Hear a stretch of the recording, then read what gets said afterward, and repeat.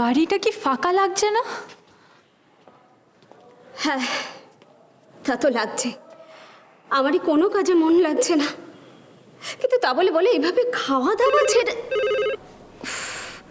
সকাল থেকে ফোনটা বেজেই চলেছে।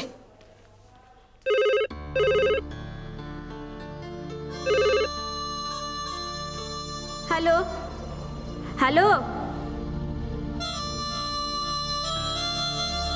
ও কাকিমা, ভালো আছি। এক্ষুনি আপনার কথাই হচ্ছিল। হ্যাঁ হ্যাঁ, লাবণ্য আছে, হ্যাঁ ধরুন দিচ্ছি। ঠাম্মি। হ্যালো ঠাম্মি, বলো। লাবণ্য, কেমন আছিস? আমি ভালো আছি, তুমি কেমন আছো? আমি ভালো আছি রে। হ্যাঁ রে, লতাটাকে বাড়ি থেকে তাড়াতে পেরেছিস তো?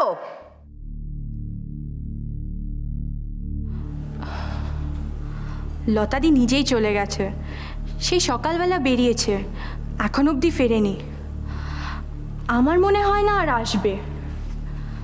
তোমার কাছে ধরা পড়ে যাওয়ার পর আমার মনে হয় না কোনো সাহস হবে এখানে আসার। হ্যাঁ রে, বাড়িতে দামি কিছু জিনিস খোয়াটোয়া যায়নি তো? কে জানে কি মতলবে এসেছিল এখানে। এই শোন শোন, আমি জয়ন্তকে বলবো পুলিশে খবর দিয়ে রাখতে। হ্যাঁ না না, বাবাকে কিছু বলতে হবে না। আমি মিনুদিকে বলে দিয়েছি, ও এই বাড়িতে আসলে ওকে ঢুকতে দেবে না। হ্যাঁ, নারায়ণকেও বলে রাখবি, ও যেন ঢুকতে না দেয়। নারায়ণদাকেও বলে দেব। আর তোরা খুব সাবধানে থাকবি, বুঝেছিস? রাখছি। হ্যাঁ রাখো। তুমি ঠিকই বলেছিলে মিনুদি, ভয়ানক মতলববাজ ও মিথ্যেবাদী লতাদি।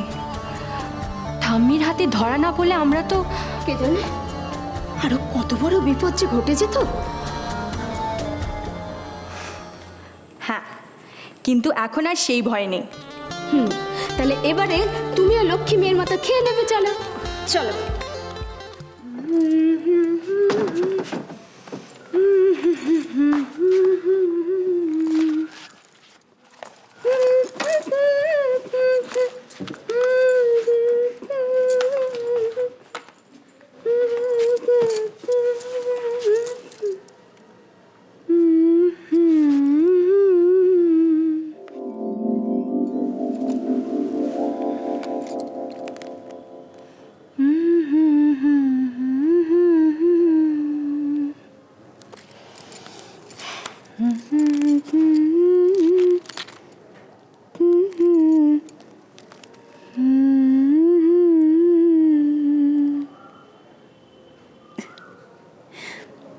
সুলিসুলি বিশ্বাসই করছিল না যে আমি তোমাকে ভালোবাসি। ভালোবাসবো নাই বা কেন? তোমায় আমি খুব খুব খুব ভালোবাসি ঈশান।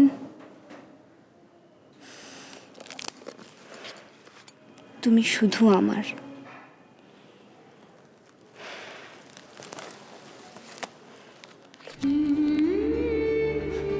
আমি ভেবেছিলাম ভেবেছিলে আমি তোমাকে ভালোবাসি?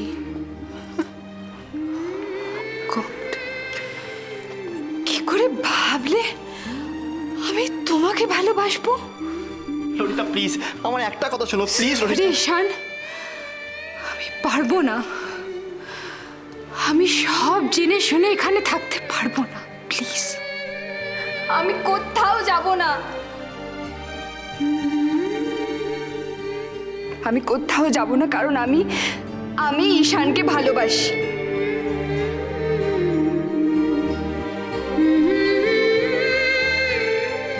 আমাদের বাড়ি আর এদের বাড়ির সাথে আকাশ পাতাল তফাৎ, কোনো মিল নেই। কত লোক এই বাড়িতে, সবাই মিলে সেই সকাল থেকে কথা বলেই যাচ্ছে। কোথাও কোনো প্রাইভেসি নেই। উফ, আমি এখান থেকে ছুটে যেতে চাই না ঈশান।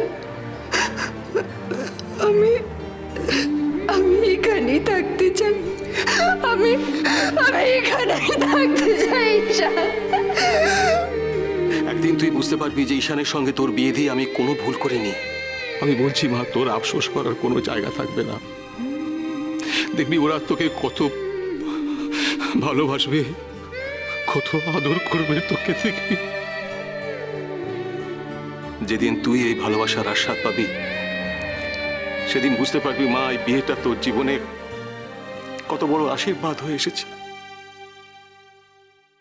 আজ থেকে তোর জীবনে এক নতুন অধ্যায় শুরু হলো। নতুন যাত্রা, নতুন মানুষজন, নতুন বাড়ি, নতুন সম্পর্ক, একটুখানি মানিয়ে নেওয়া আর অনেকটা ভালোবাসা। দেখিস সব কিছু কিরকম সহজ হয়ে যাবে। বাবা, তুমি ঠিকই বলেছিলে। আমি এখন জানি ঈশানের মতো ভালো ছেলে যে আর হয় না। মা, আমি এখন তোমার চিঠির মানেও বুঝতে পেরেছি।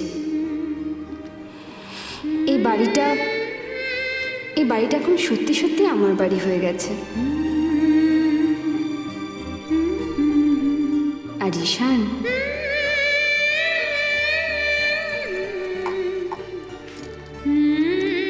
ঈশান, শুধু আমার, শুধু আমার।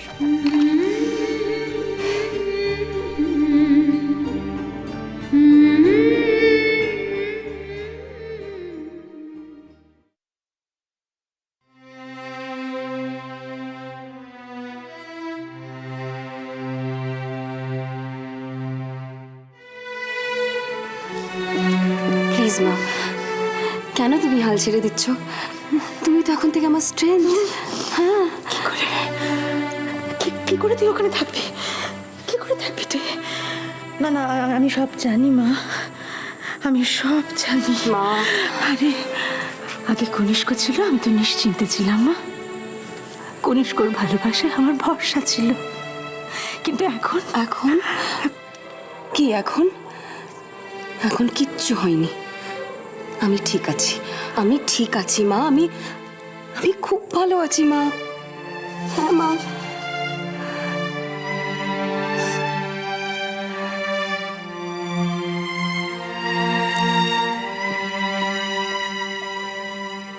তুই চলে আয়, শোন, তুই চলে আয়। এত দুশ্চিন্তা নিয়ে আমি থাকতে পারছি না। ওখানে কোন দুঃখে পড়ে থাকবি তুই?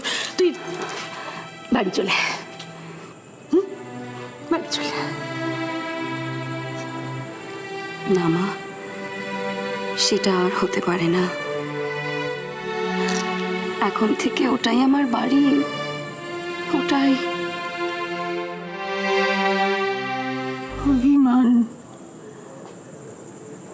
অভিমানের কথা।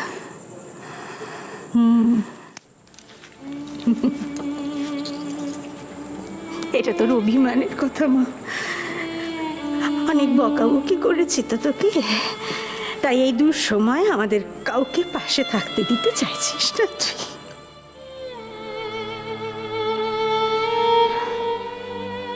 কিসের অভিমান?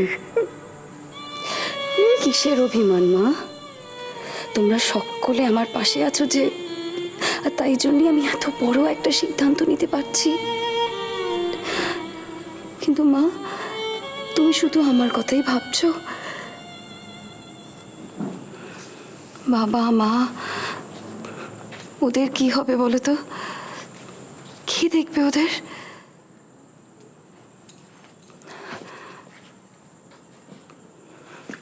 মা, বাবা যখন তোমায় ছেড়ে চলে গেছিল, তারপরেও তো তুমি এই বাড়িতে রয়ে গেলে।